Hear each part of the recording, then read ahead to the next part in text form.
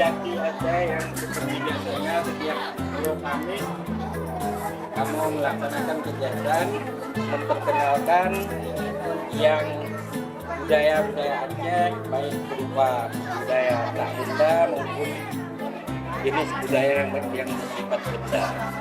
Pada hari konyol kamu mengajak anaknya ditepuk atau yang terjadi maka oleh bapak dan ibu guru akan memperkenalkan dari proses awal merakit bumbu, membuat barang-barang yang bisa dimasukkan dalam mie sehingga nantinya sebuah dapur bungkus mie-nya kan kamu kan jelaskan Aceh yang rasanya luar biasa yang gak dikenal di mana-mana.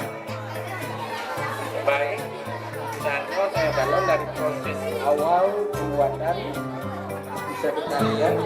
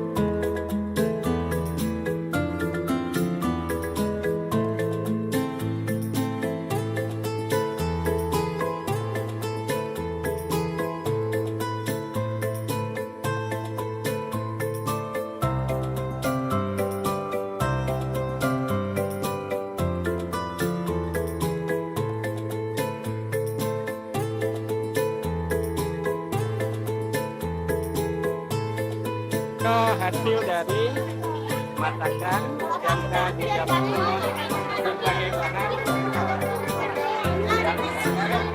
dan ini saya bagikan kepada